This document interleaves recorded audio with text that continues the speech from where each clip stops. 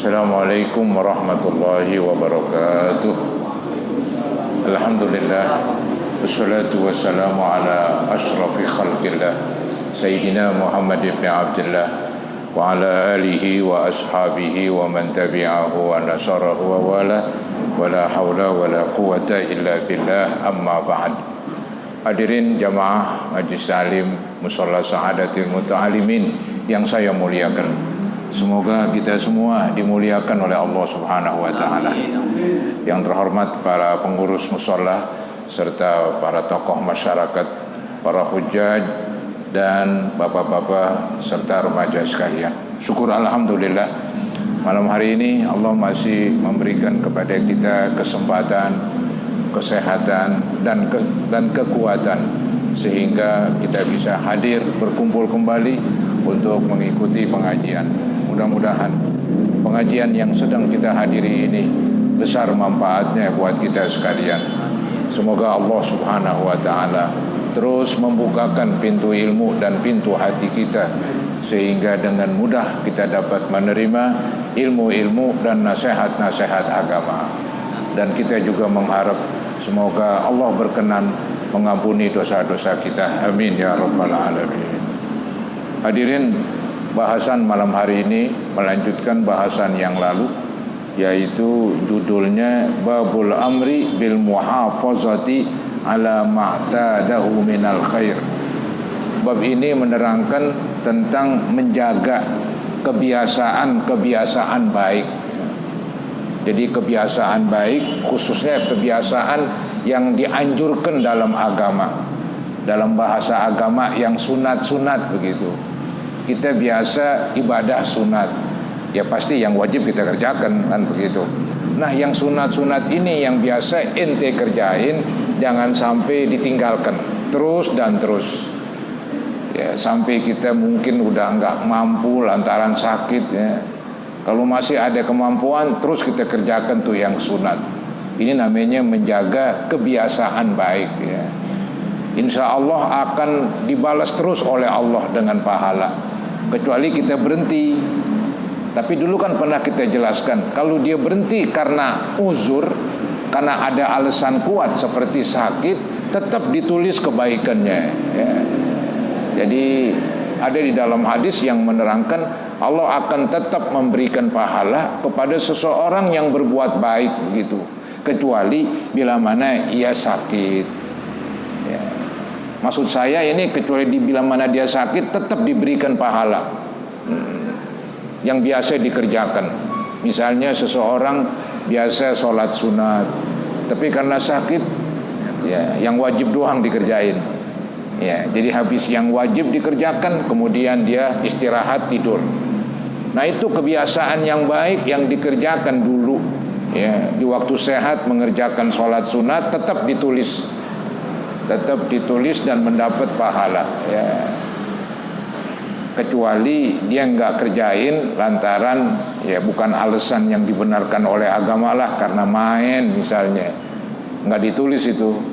Tapi karena sakit ya tetap ditulis kebaikannya.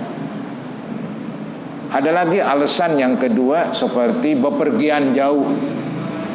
Karena bepergian jauh dia biasa sholat sunat, karena lagi bepergian repot ya, ngurus ini ngurus itu. Paling yang wajib-wajib doang. Dia nggak ngerjain qobliyah ba'diyah.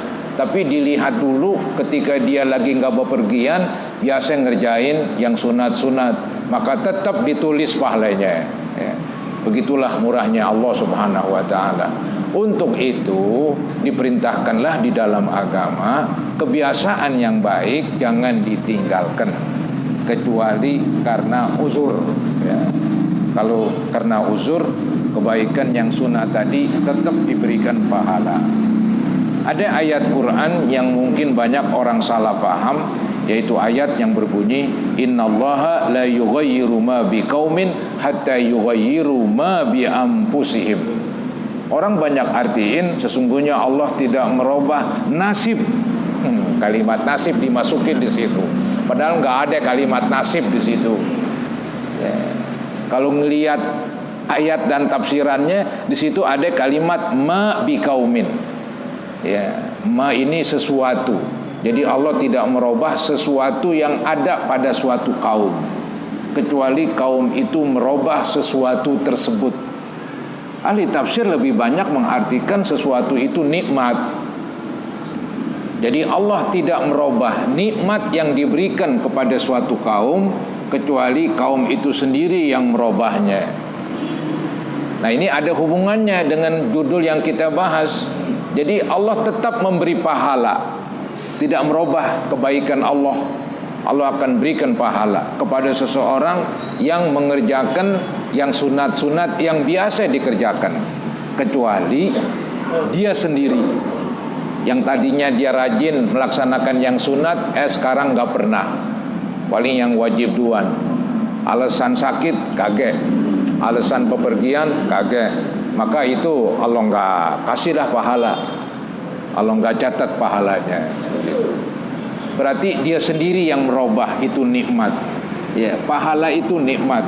Ya, kita ibadah yang sunat itu nikmat. Ya, karena ada pahalanya. Dan nikmat itu tidak dicabut, kecuali dia sendiri yang mencabut. Ya, nikmat dia biasa sembahyang sunat yang nanti ada pahalanya, dia cabut, dia nggak ngerjain lagi. Ya Allah cabut lagi pahalanya. Bukan dicabut yang sudah, tapi yang enggak dikerjain itu. Yang sudah ya tetap sudah dong, dapat pahala. Anggap selama 1 tahun dia biasa ngerjain puasa Senin Kemis, Senin Kemis, Senin Kemis, begitu biasa dikerjain. Allah tidak merubah tuh pahala Senin Kemis, Senin Kemis.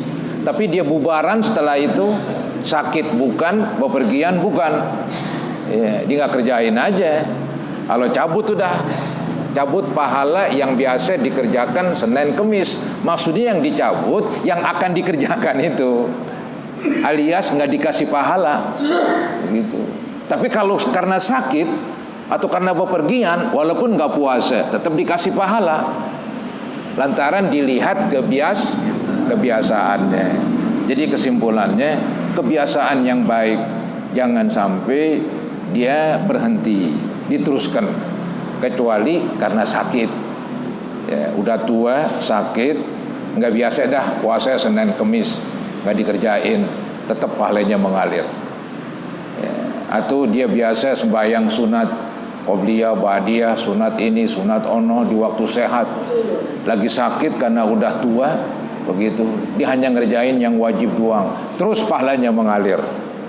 Itu hebatnya Allah, itu memberikan pahala begitu besar. Ya. Jadi ayat Al-Quran yang banyak orang atein, Allah tidak merubah nasib seseorang kecuali dia sendiri merubah, itu sebetulnya bukan dari ayat ini, bukan dari ayat innallaha la yughayyiru ma biqaumin hatta yughayyiru ma bi anfusihim. Itu dari pengertian beberapa ayat yang menjelaskan bahwa Allah menyuruh manusia berusaha, itu aja. Ya, Allah menyuruh manusia berusaha. Masalah hasil serahkan kepada Allah, begitu. Kalau emang dengan usaha tersebut berubah nasibnya, ya syukur. Nggak berubah, ya udah usaha. Ya, itu dalam segi apa saja kita disuruh berusaha. Ya, sebagai contoh ada ayat Al-Quran, fa idza qudiyatis sholatu fantashiru fil ard. Bila mana kamu telah selesai sholat Jumat, bertebaranlah kamu di muka bumi, cari karunia Allah, alias cari rezeki. Itu kan ada perintah, ya, perintah untuk mencari rezeki. Ya, kalau dia nggak nyari ya nggak dapat, kan begitu. Jadi yaitu dihubungkan, Allah tidak merubah nasib seseorang kecuali dia sendiri yang merubah, ya masih ada hubungannya lah dengan ayat tadi. Tapi ayat innallaha la yughayyiru ma biqaumin hatta yughayyiru ma bi anfusihim, ini nggak ada hubungannya. Ini hubungannya tentang nikmat. Ya. Jadi Allah masih memberikan nikmatnya kepada seseorang, kecuali dia sendiri yang mencabut nikmat tersebut. Maksudnya anggap Allah kasih kekayaan seseorang, ya. Tahu-tahu dia berubah menjadi tukang judi. Bang judi. Akhirnya melalui judi itu kekayaannya bures alias habis. Nah, itu dia ngerubah sendiri. Itu dia itu cocok itu. Ada orang dulu kaya raya karena boros, karena ya istilahnya berbuat yang jelek-jelek, ya akhirnya dia terperangkap jadi pilot bangkrut. Ya, itu dia sendiri itu, bukan dari Allah. Ya. Allah itu kalau udah memberi nikmat, kasarnya itu kalau bahasa kita malu kita ambil lagi. Kita ini udah ngasih orang kue, ngasih orang makanan, ngasih orang duit, kita ambil lagi. Itu kata orang Betawi borok sikut. Haram hukumnya. Itu borok sikut masih kecil itu. Tapi kalau bilang haram, dosa itu di dalam agama nggak boleh. Nabi umpamakan seperti anjing memakan atau menjilat muntahnya. Anjing aja ogah. Anjing kan muntah begitu. Ya, ditelan lagi, diambil lagi tuh muntahnya, nggak bakalan dia ambil lagi tuh muntahnya. Nah kita tuh bersedekah atau bagi, kita ambil lagi. Sama aja kita makan muntah kita lagi. Ya, terlalu berani dia, terlalu tega istilahnya. Ya. Jadi kalau manusia aja itu memang jelek, ya haram hukumnya. Udah memberi, diambil lagi. Apalagi Allah yang maha pemurah, apalagi Allah yang maha kaya. Kasarnya Allah nggak akan ambil kenikmatan yang telah diberikan, kecuali dia sendiri yang nakal. Itu cocok itu ayat itu, innallaha la yughayyiru ma biqaumin hatta yughayyiru ma bi anfusihim. Allah tidak merubah nikmat seseorang yang telah Ia berikan kecuali dia sendiri yang merubah. Akhirnya Allah cabut, Allah pindahkan kekayaan itu kepada orang lain, karena dia sendiri yang nakal, dia berjudi, atau dia main perempuan kali. Oh bagaimana itu maksud main perempuan, saya nggak paham tuh dah. Habis kekayaannya udah. Ya, gara-gara dia sendiri, lu jangan salahin Allah begitu. Ya, nah itu cocok tuh ayat. Jangan ayat tersebut diartiin nasib. Allah tidak merubah nasib seseorang, kecuali orang itu merubah nasibnya dia sendiri. Ya, hubungan dengan ayat itu nggak ada. Tapi memang maksudnya ya boleh juga. Maksudnya ini manusia disuruh berusaha. Ya, dia sakit, pengen baik, ya berobat. Dia nggak punya rezeki, pengen punya rezeki, ya berusaha. Dia bodoh, maaf, dia nggak ngerti agama. Supaya ngerti agama ya nuntut ilmu. Apa aja begitu. Itu saudara-saudara, dalam agama Islam memang udah peraturan umum. Ya, kalau kita pengen masukin akal begini, dunia ini Allah yang menciptakan. Emang siapa yang bikin dunia? Allah yang menciptakan dunia, Allah juga yang membuat peraturan dunia. Peraturan dunia sesuatu didapat dengan usaha. Nggak ada simsalabim dapat, nggak ada. Ya. Jadi sesuatu itu didapat dengan usaha, maka disuruh berusaha. Ya. Baik saudara-saudara, yang penting ayat ini cocok bahwa Allah tidak akan mencabut nikmatnya kecuali manusia itu sendiri yang mencabut dengan dia berbuat dosa. Ya. Atau Allah tidak akan mencabut pahala yang biasa diberikan kepada seseorang lantaran dingerjain yang sunat-sunat begitu, kecuali dia sendiri meninggalkan yang sunat. Kalau nggak kasih dah pahala, ya, dia nggak mengerjakan yang sunat lagi, bubaran begitu. Ya, maka kesimpulan dari ayat tersebut, disuruhlah kita untuk menjaga kebiasaan baik. Ya, jagalah kebiasaan yang baik. Itu suatu kenikmatan. Sayang-sayang, udah biasa dan udah enak kita kerjain, kita bubaran. Bagus, walaupun nggak sampai dosa, ya makruh lah lebih kurang. Ya nggak dosa dong, selama yang ditinggalkan dia sunat. Kayak tadi, dia biasa sembahyang qobliyah, ba'diyah, qobliyah. Nggak tahu tuh berubah dia. Ya, sekarang ngerjain yang wajib, setelah yang wajib kabur. Begitu. Ya. Ngapain begitu? Ya udah, yang biasa Allah kasih pahala ya nggak dikasih. Dia nggak dosa, paling makruh, nggak bagus. Ya, dibenci cara begitu. Dia udah deket-deket kepada Allah, dia menjauh, jauh lagi. Baik, ayatnya nih, yang lain lagi nih, yang menunjukkan supaya kita ini memelihara kebiasaan baik. Tetap kita kerjakan tuh. Ya. Ayat berbunyi, wala takunu kallati naqadat ghazlaha mim ba'di quwwatin angkatha. Janganlah kamu menjadi seperti seorang perempuan yang mencerai-beraikan tenunannya yang tadinya dia yang nenun. Ada perempuan menenun, memintal ya, dari bahan ini untuk dijadiin pakaian, dipintal tuh dah, ditenun begitu ya. Capek banget, kan udah jadi tuh, dilepas lagi. Itu kan goblok namanya. Nah, begitulah gambarannya. Orang udah biasa berbuat baik,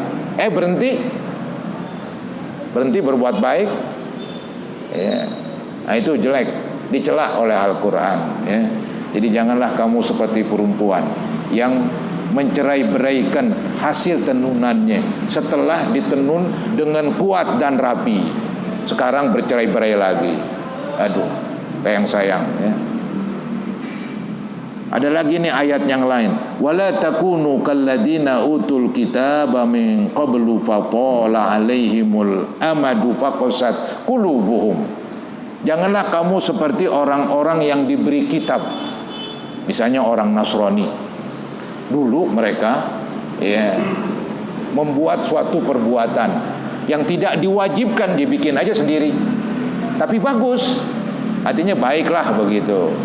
Setelah itu bubaran ya, mungkin apa ini contohnya ini. Cuman Al-Quran kan tidak menyuntukkan. Dibilang janganlah kamu seperti orang-orang yang diberikan kitab kepada mereka, tapi setelah lama ya jarak antara mereka dan nabinya, setelah jaraknya jauh antara mereka dengan nabinya, maka hati mereka mulai kasar ya, hati mereka mulai membeku, hati mereka mulai keras ya. Gara-gara makin menjauh dari nabi mereka. Maksudnya dulu-dulu mereka banyak berbuat baik. Mungkin contohnya ini orang Nasrani, mereka itu kan ada namanya rohbaniyah. Apa rohbaniyah itu? Mereka meninggalkan dunia, mereka ogah dunia. Itu mungkin para pastor kali zaman dulu ya. Mereka ada yang gak kawin, dunia pun ditinggalkan, yang penting ibadah melulu ya, ibadah melulu. Tapi gara-gara makin jauh jaraknya dengan Nabi Isa, akhirnya lama-kelamaan hilang. Habis aja udah begitu. Kacau aja terus gitu. Nah itu yang dicela ya. Jadi janganlah kamu seperti ahlul kitab ya. Gara-gara jaraknya jauh dengan nabinya, mulailah hatinya jadi keras ya. Padahal dulu-dulu hatinya lembut, hatinya berbuat baik melulu. Tapi karena makin jauh jaraknya dengan nabi mereka, akhirnya mereka mulai rusak. Alhamdulillah kalau umat Islam nih, umat Nabi Muhammad SAW nggak berubah. Ya, sholat 5 waktu, jaraknya kan dengan Nabi udah ribuan tahun, tapi tetap umatnya masih sholat 5 waktu, nggak merubah. Kali juga sholat 5 waktu kita robah jadi 1 waktu doang, korting kaget. Puasa Ramadan berat ya, hampir sekarang dijaga. Datang bulan Ramadan, umat Nabi Muhammad SAW tetap menjalankan puasa. Kali juga dikurangin dah seminggu, tahun akan datang kurangin lagi seminggu, akhirnya bubaran puasa, kaget gitu. Tetap istiqomah begitu. Itu umat Nabi Muhammad SAW. Kalau umat ahlul kitab, misalnya orang Nasrani, dia malah sesuatu yang mereka bikin sendiri dan mereka buat itu sebagai kebaikan, tahu-tahu dia berhenti dari kebaikan itu, malah menyimpang lagi, parahan lagi. Dia biasa berbuat baik, kemudian berhenti dari kebaikan. Sekarang bukan berhenti aja dari kebaikan, menyimpang. Datang Nabi Muhammad, mereka ogah beriman. Padahal di dalam kitab Injil ada pembahasan tentang nama Nabi Muhammad SAW dan ciri-cirinya. Ya. Di dalam kitab Taurat begitu juga. Itu lebih parah lagi. Dulu ketika Nabi Muhammad belum datang, itu kan mereka masih ngikutin agama mereka, masih sah ngikutin agama Nasrani. Ya, selama belum dirubah, kan begitu. Masih oke kalau begitu. Ya. Nah, ketika Nabi Muhammad belum datang, itu orang-orang Nasrani, ya, banyak yang berbuat baik yang Allah nggak wajibin, tapi mereka berbuat baik dengan sukarela. Tapi perbuatan baik ini berhenti di tengah jalan. Bahkan ketika datang Nabi Muhammad, mereka menolak Nabi Muhammad SAW. Lebih parah lagi, ya. Itu orang-orang Nasrani. Kalau di zaman Nabi Muhammad ada beberapa orang begitu. Kalau nggak salah 3 orang datang ke rumah istri Nabi, nanyain bagaimana Nabi Muhammad. Nabi Muhammad ya beliau biasa, ya istilahnya apa itu? Ya ibadah biasa begitu. Kemudian mereka anggap kalau Nabi nggak banyak tuh ibadahnya, ya pantas lah. Ya, Nabi kan ntar puasa, ntar nggak puasa. Kalau Ramadan sih tetap yang sunat ini. Kadang-kadang puasa begitu. Di hari-hari bagus beliau puasa, hari Arafah, ya hari Asyura, Tasu'a dan seterusnya begitu. Kalau Tasu'a kayaknya belum pernah beliau kerjakan karena keburu meninggal. Ya hari-hari yang bagus beliau kerjakan biasa. Tapi nggak setiap hari puasa. Nah ini ada sahabat Nabi datang ke rumah istrinya. Ya, istri Nabi memberitahu, Nabi ya kadang-kadang puasa sunat, kalau wajib jangan ditanya dah. Pernah puasa sunat Sya'ban hampir sebulan, gitu. Tapi juga kadang-kadang enggak puasa. Kata mereka, wah pantesan si Nabi, dia kan udah diampunin dosanya. Kalau kita, maka pada berikrar, saya mau puasa terus sampai mati. Mau puasa terus? Lagi yang ngatu, saya ogah kawin, mau ibadah terus, begitu. Yang atau lagi saya mau sembahyang tahajud terus, begitu. Tahu-tahu Nabi dengar di ngomong, Nabi omelin, apa lu bilang? Begitu kata bahasa Betawinya. Iya, saya ini paling bertakwa kata Nabi, tapi saya kawin juga. Saya puasa, saya makan. Begitu. Saya tidur, saya tahajud. Ini enggak nih ogah tidur, tahajud terus. Iya. Ogah kawin, Nabi omelin akhirnya. Jelek begitu ngelawan kodrat. Hancur tubuh kita, nggak kuat saudara-saudara. Mau begadang terus, mau ibadah tahajud terus, mau puasa terus tiap hari, ceking tubuhnya. Ntar tiup angin terbang akhirnya tewas. Nggak bisa begitu. Maka tuh di zaman Nabi ada yang pengen istilahnya saumud dahr, puasa selamanya. Nabi omelin, puasalah tiap bulan 3 hari. Tiap bulan 3 hari. Wah masih kuat wahai Nabi. Tambahin lagi amin Nabi. Wah masih kuat, tambahin lagi. Akhirnya tuh mentok-mentoknya, udahlah puasa Nabi Daud. Sehari puasa, sehari enggak. Pokoknya enggak ada puasa terus. Puasa sunat maksudnya. Kalau wajib sih jangan ditanya udah. Diomelin sama Nabi. Karena diri kamu ada haknya ini, tubuh kamu punya hak. Ini mata punya hak, perlu diajak tidur. Istri kamu punya hak begitu. Ada di zaman Nabi kelambu gak dibuka-buka. Begitu gambarannya. Ya, Nabi dengar diomelin sama Nabi. Ya. Kelambu bininya gak dibuka-buka. Kenal kelambu kan begitu. Aduh, diomelin dia. Katanya, jadi ketika ditanya itu, kata ini perempuan, wah suami saya ibadah terus. Iya, nggak jarang dekat sama saya katanya, nggak pernah lah. Hampir begitu Nabi marahin.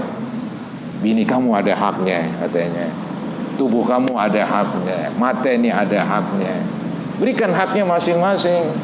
Gak bisa begadang terus ibadah, gak bisa puasa terus gak buka-buka. Maksudnya bukanya ya malam doang. Ntar malam dia sembahyang tahajud, baca Quran. Kapan mau deketin bininya? Siang-siang lagi puasa. Bukan main. Itu sahabat Nabi begitu ya. Mungkin merasa mereka ini dulu banyak dosa, mau benar-benar banget begitu. Ya nggak usah lah, yang penting ada tobat ya. Jangan keliwatan beribadah, sayangi diri kamu begitu. Tapi sih zaman sekarang ini omongan nggak laku ini. Kenapa nggak laku? Kita banyak nakal daripada ibadah, kita banyak gegares dari puasa sunat. Jangan-jangan banyak kawin kali, ada yang bininya sekian misalnya. Ya, makanya hadis tadi itu ceritanya buat sahabat Nabi yang mau tukang ibadah terus. Kalau kita sih bukan nukangin, kenaik aja belum, kenaik ibadah belum, apalagi tukang ibadah. Kita kerjaannya gegares, jalan sono, jalan kemari, paling sembahyang berapa menit kabur lagi, nonton TV, kalau gitu. Bukan main. Baik saudara-saudara ya.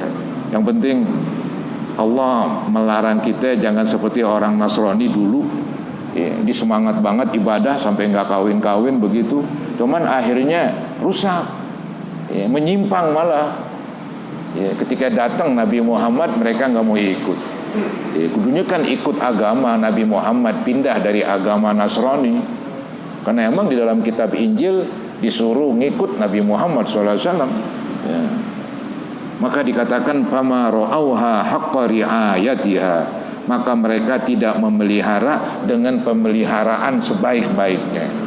Jadi kesimpulannya, kalau kita biasa berbuat baik, peliharalah ya, peliharalah. Inti biasa sedekah terus, jangan berhenti. Nggak banyak dikit sedekah, begitu. Kalau inti berhenti, pahalanya habis sudah, mandek pahalanya udah. Biasa sholat sunat kerjain, yang biasa puasa Senin Kemis kerjain. Kita kalau sakit nggak usah puasa, lagi bepergian nggak usah, tetap pahalanya mengalir ya. Nah ini ada contoh pada sahabat Nabi ini, ada contoh pada sahabat Nabi ya. Nabi bersabda kepada sahabatnya namanya Abdullah bin Amr bin As. Berkata Nabi ya, apa kata Nabi ini kepada Abdullah? Ya Abdullah, wahai Abdullah, la takun mithla fulan, kamu jangan seperti si fulan tuh ya. Karena yaqumul lail, adalah dia bangun malam, dia biasa sembahyang tahajud. Fataroka qiyamal lail, setelah itu nggak pernah bangun malam lagi, bubaran. Nabi nasehatin sahabatnya, lu jangan seperti kayak dia ya. Dia pernah bangun malam sembahyang tahajud beberapa waktu, beberapa bulan kali. Sekarang udah sama sekali kagak. Itu jelek itu. Walaupun nggak dosa ya, sembahyang tahajud sunat ya, cuman ya makruh. Udah dapat pahala gede, udah dapat kenikmatan besar, dilepas tuh kenikmatan. Ya Allah lepas lagi dah pahalanya, nggak diteruskan. Jadi ini satu hadis riwayat Bukhari Muslim, ini menerangkan kebiasaan yang baik makruh ente tinggalkan ya. Kebiasaan yang baik makruh yang ente tinggalkan, sehingga tuh Nabi Muhammad SAW kebiasaan baiknya kalau dia lagi nggak kerjain dikodok ya. Misalnya nih ada di dalam hadis menceritakan Nabi habis sembahyang asar sembahyang sunat. Aneh ini kan, yang kita tahu nggak boleh, kok sembahyang sunat. Sahabat tanya, oh kata Nabi, tadi saya gara-gara ada urusan ya, ada urusan, mungkin urusan dakwah, urusan apa, sehingga nggak sempat sembahyang sunat ya. Nah sekaranglah saya kerjain. Contoh yang lain, Nabi biasa sembahyang tahajud misalnya, atau witir ya di waktu malam. Kemudian beliau nggak kerjain karena sakit atau bagaimana, siangnya dikodok, istilahnya begitu. Beliau sembahyang di siang hari, nggak apa-apa. Maka ada istilah kodok sembahyang witir. Kodok witir ya dikerjain di waktu siang. karena biasa ngerjain. Oh, ada nih di kita yang biasa nih kita kalau bulan puasa sembahyang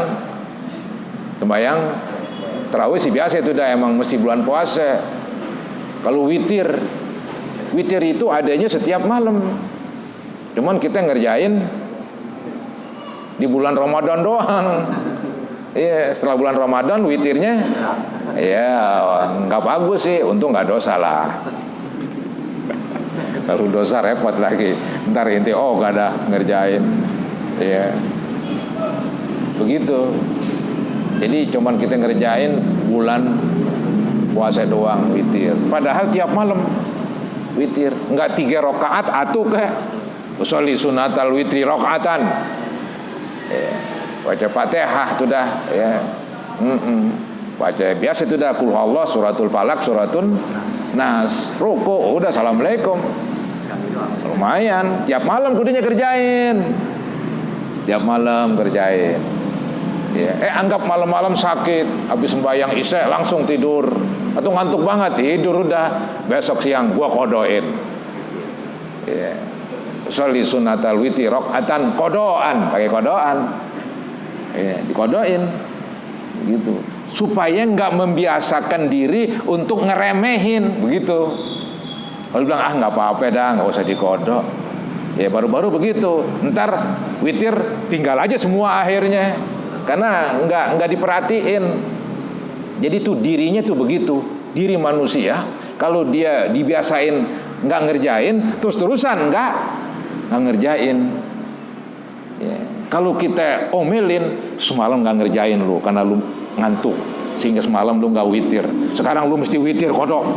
Jadi diri kita omelin, ya, biar dibayar siang, dinasehatin supaya nggak meremehkan kebiasaan yang bagus. Nah, maka sering ada sembahyang kodok sunat, ya, karena dia pengen terus berkesinambungan. Ya, kalau malam dia sibuk atau bagaimana kelupaan, siangnya dikodok. Ya, hebat sekali tuh orang. Nah, itulah saudara-saudara, tadi ada hadisnya, Abdullah bin Amr bin As diberitahu sama Nabi, janganlah kamu wahai Abdullah seperti si fulan. Ada itu si fulan bangun malam, setelah itu bubaran, ya, nggak disentuh lagi udah. Ya, hadis muttafaqun alaih. Baik. Ada yang bertanya, silakan. Ya, silakan. Bagaimana?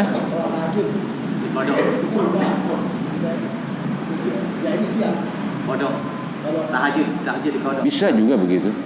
Bisa. Iya, termasuk duha juga, biar sembahyang duha.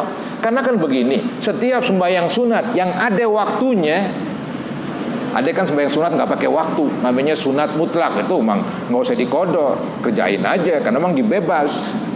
Ya, paling yang nggak boleh kan di 5 waktu, ketika habis sembahyang subuh, ketika habis sembahyang asar, ketika matahari terbit, ketika matahari di tengah-tengah, ketika matahari terbenam. Itu nggak boleh sembahyang sunat mutlak. Tapi kalau sembahyang yang ada waktunya, memang ada waktunya spesial. Contohnya sembahyang duha. Sembahyang duha setelah matahari terbit sampai lohor. Dikesibukan ngurus sono ngurus kemari, jadi nggak duha. Ntar di duha habis sembahyang asar. Atau kapan, malam kali. Jadi kodoan, usolli sunata duha, misalnya rakaatain, ya, kodoan lillahi ta'ala, bisa, ya, bisa begitu. Jadi dirinya dinasehatin, diomelin dirinya, jangan sampai terus larut ogah aja begitu, males aja, ntar bikin males akhirnya, ntar ujung-ujungnya bubaran begitu. Nggak apa-apa dikodok, ya. Jadi kesimpulannya tuh rumusannya, sembahyang sunat yang ada waktunya khusus, bila mana udah liwat waktunya boleh dikodok di waktu yang lain, alias pinjam waktu. Apa yang mau contohin? Silakan apa aja, ya, nggak apa-apa. Bagaimana? Kau udah liwat sekali? Sehari. Nggak apa-apa. Nggak apa-apa, anggap udah 2 hari. Saya biasa ini yang duha tiap hari. Nih hari kedua ini karena saya supir misalnya, bos suruh sono suruh kemari, ya boro-boro duha, udah kita juga terburu-buru terbirit-birit, Ya, 2 hari nggak duha, udah qadha. Ya, nggak perlu disebut harinya, nggak perlu. Anggap biasanya kan duha dia 2 rakaat, 2 hari ya jadi 4 rakaat, boleh. Ya, rakaatain qadhaan, rakaatain qadhaan. Kalau subuh siang bangun Tetap sembahyang sunat qobliyah nggak apa-apa. Sunat subuh ya cuman qadhaan. Sunat subuhnya qadhaan, subuhnya juga. Iya, mau nggak mau. Walaupun kali juga, wah ini saya bangun jam 9 pagi bayang qadhaan subuh aja. Tidak, disunatkan juga sunatnya. Sholli sunata sufi rakaatain qadhaan. Nah itu baru sembahyang subuh qadhaan lagi. Bayar utang, biasa begitu. Ya. Kita yang salah. Ya. Emang Allah sih nggak ngutangin, kita yang bikin sendiri. Disuruh sembahyang pada waktunya, tapi karena keteledoran kita liwat, bangun-bangun jam 9. Maka yang wajib diqadha juga yang sunat diqadha. Masih berlaku terus. Ya.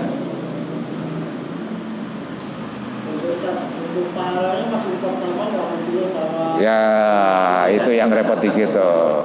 Kalau pahalanya masih sama apa enggak begitu kan? Iya. Biasanya beda lah. Iya. Tapi lumayan lah kan begitu. Lumayan. Ya kudunya dibanyakin. Ya kalau sembahyang duha qadhaan, biasanya kan 2 rakaat. 8 ke sembahyang duha supaya tetap pahalanya biar seimbang dengan yang biasanya. Ya begitu memang. Ada beda lah, ada beda dengan yang aslinya. Ada lagi yang bertanya? Baik, belum bisa ya? Baik saudara-saudara, ini judul baru ya, masalah. Kalau tadi kebiasaan yang baik, teruskan, jangan pernah berhenti, kecuali ada halangan berat apa pada buat ya. Nah itu pun masih bisa dikotok kan begitu. Nah selanjutnya ini judulnya masalah akhlak ini. Dulu memang kita udah bahas tuh akhlak. Ini ada pengkhususan, dikhususkan ini. Ada sifat-sifat yang bagus, ada akhlak-akhlak yang bagus supaya ditekankan. Yaitu bab istihbab tibil kalam. Bab ini dianjurkan, diperintahkan ngomongnya yang bagus. Ya, ngomongnya yang bagus begitu. Kemudian wa talaqatil wajhi, dan diperintahkan bermuka manis indal liqa, ketika bertemu. Begitulah dalam Islam ya, berbicara yang manis, mukanya juga berseri-seri. Ini namanya ilmu gaul. Cuman tingkat tinggi ini. Ilmu gaul tingkat tinggi ya. Tapi sih sebaiknya mesti dikerjakan semuanya oleh orang Islam ini ya. Jadi dia berbicara yang bagus ya. Soalnya kan yang pernah saya katakan, ada mulutmu harimaumu. Sekarang tambahin mulutmu harimaumu, mulutmu HP-mu harimaumu. HP tambahan sebenarnya itu. Iya, pakai HP diusap-usap itu. Gara-gara HP orang bisa masuk penjara. Diterkam dia sama HP-nya. Bukan mulut doang. Ya. Saya bikin khutbah Jumat begitu judulnya. Ya. Mulut dan HP-mu harimaumu. Saya rekam, cuman nggak pakai video, pakai audio, cuman suara doang. Saya masukin ke YouTube. Saya kasih judul, udah banyak yang ngelatin. Judulnya mulutmu dan HP-mu harimaumu, begitu. Ya, saya masukin di YouTube, biar pada tahu tuh dah kan begitu. Jangan ngomong sembarangan. Memang nggak boleh dalam Islam ngomong sembarangan. Ngomonglah yang baik-baik, begitu. Ngomonglah yang manis-manis, begitu. Kalau emang beri nasihat ya beri nasihat. Cuman ada syaratnya, 4 mata, begitu. Jangan nasihatin orangnya banyak, tunjuk-tunjuk lu nakal, lu nggak sembayang, nggak semenggal. Kacau tuh kalau begitu. Itu namanya membeberkan kejelekan orang. Nggak sembayang kan jelek, lu beberin, jelek lagi, bikin jelek, kesianan dia. Nasihatin 4 mata, diam-diam. Ini gua kasih kain nih, bayang dong. Misalnya, jangan dimaki-maki depan umum. Itu sih bukan nasihat, namanya membeberkan keburukan orang. Bukan akhlak Islam, ya. Nah, para hadirin, ya ini baru mukadimah, nanti kita akan ulangin lagi. Ya, mudah-mudahan pembahasan ini bermanfaat bagi kita sekalian. Mari kita baca Fatihah. Semoga Allah Subhanahu wa taala menyampaikan pahalanya kepada keluarga yang sudah wafat, khususnya ibu bapak, guru-guru, mertua, istri, anak yang sudah wafat. Semoga Allah ampuni mereka. Semoga Allah ampuni kita sekalian. Al-Fatihah ala ma nawaina wa ala ma nawaitum wa ala ma nawal hadirun wa ila hadratin Nabi Rasulullah sallallahu alaihi wasallam. Al-Fatihah. A'udzubillahi minasyaitonir rajim. Bismillah. Alhamdulillahi rabbil alamin arrahmanir rahim maliki yaumiddin. Iyyaka na'budu wa iyyaka nasta'in. Shiratal mustaqim. Shiratal ladzina an'amta 'alaihim waladdallin. Astaghfirullahalazim, astaghfirullahalazim, astaghfirullahalazim. Allahumma salli ala sayyidina Muhammad wa ala ali sayyidina Muhammad wa sallim tasliman katsira walhamdulillahi rabbil alamin. Allahumma anfa'na bima 'allamtana wa 'allimna ma yanfa'una wa zidna ilman nafi'a. Allahumma ighfir lil muslimina wal muslimat wal mu'minina wal mu'minat al ahya'i minhum wal amwat. Rabbana atina fid dunya hasanah wa fil akhirati hasanah wa qina adzabannar. Wa sallallahu ala sayyidina Muhammadin wa ala alihi wa sahbihi wa sallam. Alhamdulillahi rabbil alamin. Assalamualaikum warahmatullahi wabarakatuh.